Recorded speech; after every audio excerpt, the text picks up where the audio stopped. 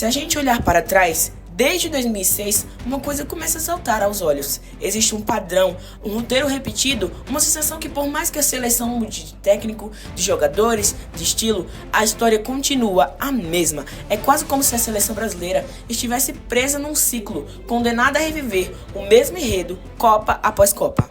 2006 foi a Copa da Soberba, o melhor elenco do século. Ronaldinho no auge, Kaká iluminado, Ronaldo ainda decisivo, Adriano dominante. Era o time que ninguém imaginava perder. Mas quando chegou o jogo grande, a França mostrou que talento sem foco não ganha Copa. E ali começou a queda dessa sequência. 2010 foi a Copa do coletivo. Nada de estrelas, mas um time competitivo, seguro e forte mentalmente. O Brasil do Dunga respirava disciplina e mesmo assim bastaram poucos minutos contra a Holanda para tudo desmoronar. Mais uma Copa em que o Brasil era candidato e caiu.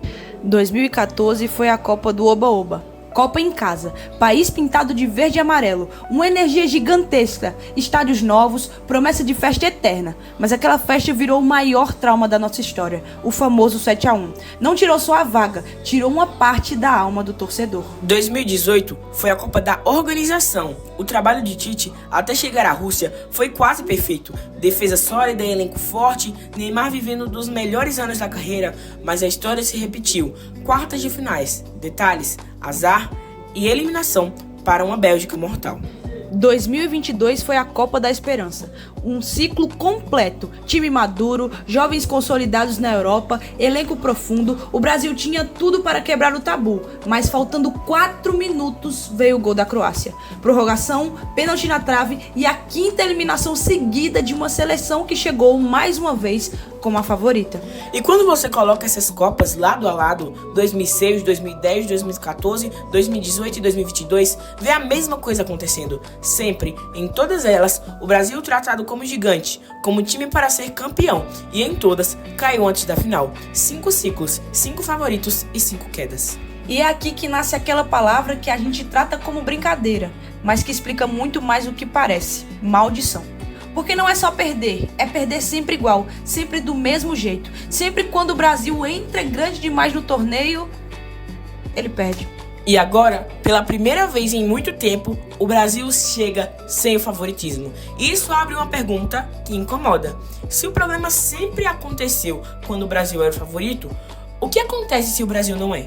As 5 Copas que o Brasil ganhou não vieram de ciclos perfeitos, nem de favoritismo absoluto, nem de times imbatíveis. Pelo contrário, em todas elas faltava alguma coisa. Ou faltava apoio da torcida, ou faltava organização, ou elenco, ou a seleção chegava desacreditada. Mas nunca, em nenhuma dessas vezes, o Brasil chegou pronto. 1958 é o melhor exemplo disso. O Brasil chegava carregando o trauma de 50 e a frustração de 54. A imprensa desconfiava, a torcida desconfiava, ninguém tratava aquele time como favorito. Era um elenco jovem, inexperiente, questionado, e foi justamente esse cenário em que Pelé e Garrincha surgiram como revelação e mudaram tudo. O Brasil foi campeão quando o país menos acreditava. Em 1962, até havia certo favoritismo, mas ele virou fumaça rápido. Pelé se machuca ainda na fase de grupos, o Brasil perde sua principal estrela e cresce o medo da eliminação precoce. A Copa vira um caos e Garrincha assume tudo sozinho. Mais uma vez, não era o time perfeito, era um time sobrevivendo. 1970 é lembrado como o maior time da história do futebol, mas antes da Copa, o Brasil vivia uma turbulência. Troca de técnico em cima da hora, críticas duríssimas da imprensa, desconfiança geral sobre o sistema tático. O Brasil não embarcou para o México como super favorito, só virou gigante quando a bola rolou. Em 94, talvez seja o caso mais emblemático. 24 anos sem título, pressão enorme, um time criticado por jogar feio, mudanças de técnico com pouco tempo antes da Copa, Romário entrando como a última esperança. A seleção chegou aos Estados Unidos sem confiança total, mas voltou campeão. De novo, não era favoritismo, era resiliência. E em 2002, claro, é o ápice desse padrão. Um ciclo caótico, troca de treinadores, derrotas vexatórias, eliminatórias sofridas, Romário fora da lista, Ronaldo com 4 anos de lesões. A imprensa duvidava, a torcida duvidava, o mundo duvidava. E justamente ali, no cenário mais improvável, o Brasil virou penta, com 7 vitórias em 7 jogos. E essas 5 Copas mostram uma verdade incômoda. cômoda. O Brasil nunca foi campeão quando tudo estava perfeito. O Brasil nunca levantou a taça sendo o favorito absoluto ou time intocável. As conquistas brasileiras sempre vieram da adversidade e não da lógica. E é por isso que a pergunta do bloco anterior muda completamente de peso. Se a maldição do Hexa só aparece quando o Brasil entra grande demais, então talvez 2026 seja justamente o tipo de cenário que o Brasil mais entende, o da desconfiança, o de chegar pequeno e crescer durante a Copa. E quando a gente fala que 2026 pode ser a Copa da Desconfiança, não é porque o Brasil é fraco, não é isso. A questão é, o Brasil chega menor do que está acostumado, mas chega com qualidade, e isso muda tudo. Porque apesar dos tropeços do ciclo, a seleção tem pontos fortes que ninguém pode ignorar. A gente tem jogadores jovens, jogadores experientes, atletas que decidiram Champions League, atletas que hoje são protagonistas nos maiores clubes da Europa. Não é um elenco perfeito, mas é um elenco capaz. E tem algo ainda mais importante. O Brasil tem o melhor técnico do mundo, Carlo Ancelotti, o cara que já ganhou Champions com time forte, com time limitado, com time jovem, com time veterano, o técnico que mais entende de gestão de grupo, ambiente, pressão e tomada de decisão em grandes jogos. E esse é o ponto-chave da conversa, porque se existe alguém no futebol moderno capaz de pegar uma seleção desacreditada e transformar em um time competitivo, frio, preparado para momentos decisivos, esse alguém é o Ancelotti. O Brasil nunca teve um técnico desses em um nível de Copa. Nunca. E isso coloca 2026 num território diferente, porque mesmo não sendo favorito, o Brasil tem algo que não tinha em 2014, 2018 e até em 2022. Um treinador que sabe lidar com pressão, sabe montar estratégia para mata-mata, sabe trabalhar ego, sabe organizar um elenco e o principal, sabe ganhar. Então, quando a gente olha para 2026, a pergunta deixa de ser: o Brasil tem um time para ser favorito? E passa a ser: o Brasil tem o time certo para esse tipo de Copa? Uma Copa onde a camisa pesa, onde a pressão explode, onde o emocional conta tanto quanto a tática? E talvez esse cenário de menor expectativa, combinando com o melhor técnico do planeta, seja justamente o que o Brasil nunca teve desde 2002. No fim das contas, a gente fala de maldição, favoritismo, pressão, mas existe algo que nunca muda no futebol. Nada é garantido. Nunca. Em 90 minutos, qualquer seleção pode surpreender e qualquer gigante pode cair.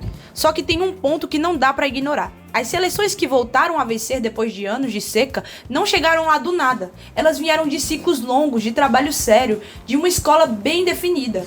E o Brasil, por muito tempo, acreditou que ser pinta bastava, que talento individual resolvia tudo, que a camisa ganhava o jogo sozinha. Mas o mundo mudou. Japão, Coreia, Estados Unidos, Marrocos, todo mundo investiu, evoluiu, construiu método, identidade, filosofia. E hoje o Japão joga um futebol mais moderno que muita seleção gigante, hein? Enquanto isso, o Brasil ficou preso na ideia de que é o país do futebol, acreditou no próprio passado e parou de olhar para o futuro. O resultado é simples. Enquanto o mundo acelerou, o Brasil ficou no piloto automático. E aí, quando chega numa Copa, sente o peso. Só que isso não significa que o Brasil acabou. Significa que precisa reaprender a competir. E 2026 pode ser exatamente esse ponto de virada. Não porque o Brasil chega como favorito, mas justamente porque não chega. Isso tira um peso enorme das costas da seleção. No futebol, a soberba é punida, mas quem cresce no momento certo, quem encontra um encaixe no mata-mata, esse tem chance de escrever história. O Brasil não chega perfeito, não chega embalado, não chega com a moral lá em cima, mas talvez seja exatamente isso que abre a porta para algo novo. E se o futebol ensinou uma coisa pra gente, é que o favorito cai, zebra passa e a história muda muito rápido. Muito rápido. 2026 pode não ser a Copa do favoritismo, mas pode ser a Copa da virada, da reconstrução e da quebra do ciclo. E aí, tudo pode acontecer. E é aí que mora a beleza do futebol.